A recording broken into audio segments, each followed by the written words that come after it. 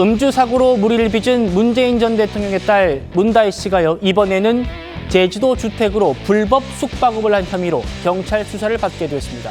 검찰이 이 집을 압수수색하면서 별장이라고 하니까 그게 아니다 이렇게 반박을 윤건영 의원이 한 적이 있거든요. 그 얘기 먼저 들어보시죠. 공유 숙박업을 하기 위해서 문다혜 씨가 대통령 퇴임 이후에 먹고 살 궁리를 하자라고 해서 공유 숙박업을 하기 위해서 오래된 지인으로부터 그 집을 구입하게 되는 겁니다. 기존에 있던 주택을 팔아서 숙박업 등록도 됐다면서요? 에어비앤비에 등록은 돼 있죠. 그런데 민박 숙박업, 농촌형 민박 숙박업으로는 등록돼 있지 않은 걸로 알고 있어요. 에어비앤비가 뭐 그렇죠, 네. 그냥. 그리고 나서 손님도 받는다면서요? 네, 맞습니다. 자, 하지만 제주시는요, 미신고 불법 숙박업에 의혹이 있다면서 제주자치경찰에 수사를 의뢰한 상태입니다. 그러니까 별장이 아니라 숙박시설이라고 주장했는데 정작 숙박업 등록은 안 돼 있고, 저희가 또 추가 취재해 보니까 민박업, 한옥 체험업 등록도 안 돼 있더라는 겁니다. 자, 최 의원님, 어떻게 들리십니까? 그러니까 숙박업을 하려면 그게 뭐 에어비앤비든 아니면 민박업이든 뭐든 간에 하여튼 관청에 등록을 해야 되잖아요. 네. 그냥 뭐 공유 사이트에 이런 거 제가 하겠습니다라고 하면 그거는 국가와의 관계에서 그 어떤 허가를 받은 게 아니거든요.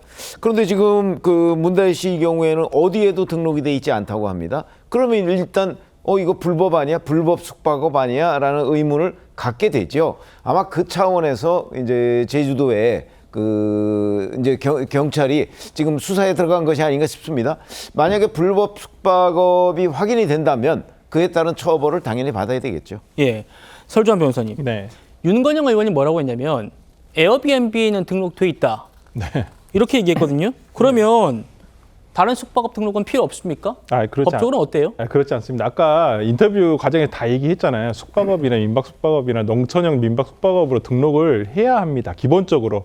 에어비앤비라는 건 하나의 플랫폼이에요. 어떤 이러한 집이 있다는 것을 숙박업소가 있다는 것을 소개해주고 거기에 대해서 대신 결제를 해가지고 연결시켜주는 하나의 플랫폼이지 에어비앤비에 등록이 돼 있다 해서 우리나라 관련 법규에 있는 어떤 민박업이라든지 숙박업에 관련한 법률에 등록돼 있지 않다고 한다면 그 자체로 위법한 숙박 행위가 되는 것이고요. 그리고 최근에 에어비앤비도 이러한 점을 각성해서 지금 국내에서 어떤 합법적인 지금 숙박업을 유지하기 위해서 이런 합법적인 등록된 숙박업소만을 등록할 수 있게끔 하겠다라고 해서 지금 자정작용을 하고 있거든요. 네. 그런 면에서는 아까 윤건영 의원께서 이미 다 자인하고 있는 것으로 저는 보이는데요. 이거에 불법이다라고 얘기하시는 거랑 저는 그렇게 봅니다. 그러니까 윤건영 의원이 거짓말이나 잘못된 해명을 한 게 아니라 제대로 된 해명을 하는 거다. 이런 말씀이죠. 네, 다 맞는 말이라는 거죠. 건데요. 예. 저희 TV조선 단독 보도입니다. 문다혜 씨가 무려 5년 동안 임대업을 해왔고 이게 불법이라는 겁니다. 이용 후기만 130건이 넘는 것으로 지금 확인이 됐다고 어제 뉴스타를 통해서 보도해드렸습니다. 저희가 숙소 공유 사이트 계정을 통해서 확인을 해봤더니 문다혜 씨는 자신의 직업을 집순이다. 그리고 서울에서 전업 호스트를 한다라고 소개를 했습니다. 그리고 후기도 좋아요. 2020년부터 최근까지 130건이 넘는데 자, 별점 4.8점 이상 받아야만 하는 그런 자격, 이런 호스트 자격을 4.9점을 지금 별점 받고 있기 때문에 슈퍼호스트라는 를 획득한 걸로 지금 보이죠. 박상수 대변인. 후기가 굉장히 좋아요. 그런데 이 서울 영등포 오피스텔에 대해서도 지금 불법 숙박 의혹을 수사해달라는 국민신문고 민원이 접수된 상태라고 합니다.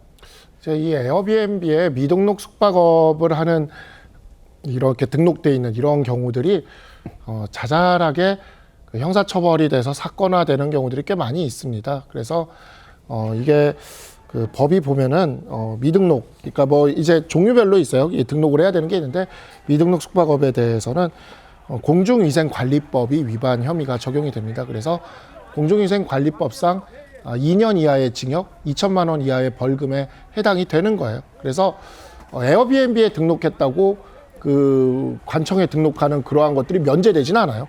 네.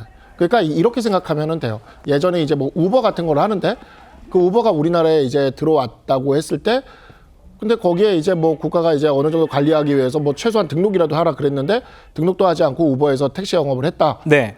그러면 이제 그에 대한 처벌 규정이 있으면 이제 처벌 규정이 적용이 되는 거죠. 그래서 이제 그 국내법을 이렇게 지키도록 하고 있는 건데 윤건영 의원은 사실상 자백을 해줬습니다. 네, 근데 뭐 윤건영 의원이 이제 본인은 아니니까 자백은 아니고 증언을 해준 거죠. 증언. 네. 윤건영 의원이 아주 결정적 증언을 해줬고 공중위생관리법이 적용됩니다. 네, 이거는 너무 그냥 일반적인 사건이에요. 미등록에서 숙박업을 했어. 그러면 그냥 이 법이 기계적으로 적용되는 거예요. 2년 이하 징역, 2천만 원 이하 벌금이. 음주운전이랑 같은 사건이라고 볼 수 있습니다. 알겠습니다.